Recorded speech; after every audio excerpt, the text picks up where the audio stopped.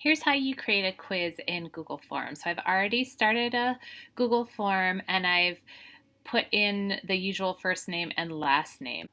What you're going to do next is when you click on this gear up here, notice now that you have this quizzes option. So click on quizzes, check make this a quiz, and then you have these different options that you can select from.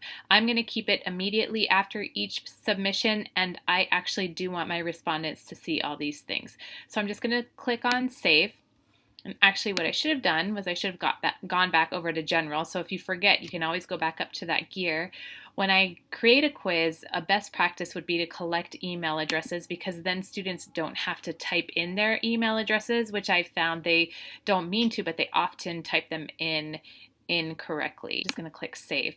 So then what I'm going to do is notice that on the right here, I'm going to add a new question. It's multiple choice, and this question is going to be, when was Kamehameha Schools founded? Okay, and they're going to be able to choose between 1887 and 1886.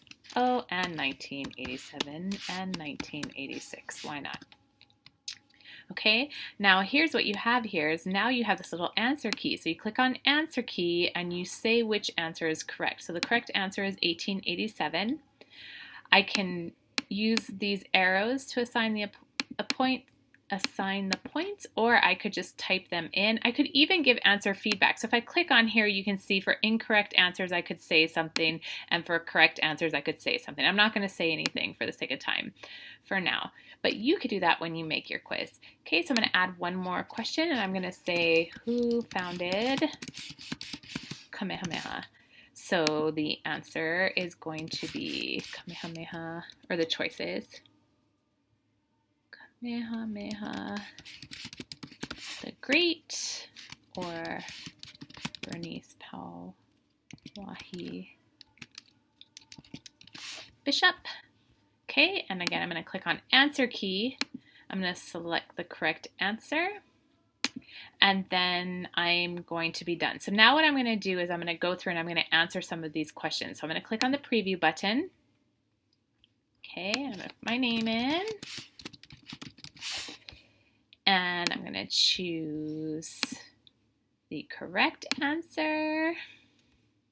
Okay, and I'm going to do it one more time.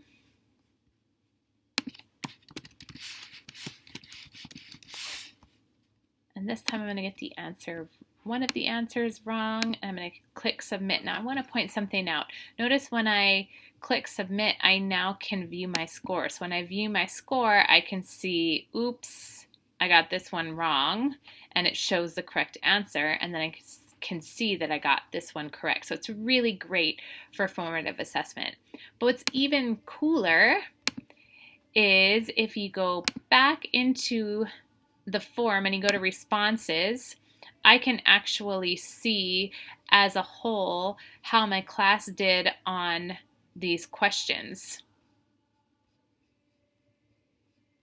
So which ones were correct and which ones were wrong. And then I can also check individuals, how well they did.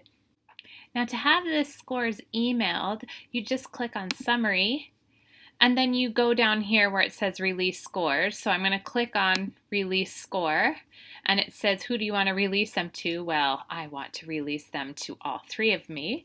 And so obviously if you don't want to release them to some people, you can uncheck it, and you just click send emails and release. So now I'm going to get a bunch of emails. One thing I want to point out, if you want to see the scores in a spreadsheet, if you click on the spreadsheet, it gives you the scores right here in this column, right next to the name. So awesome.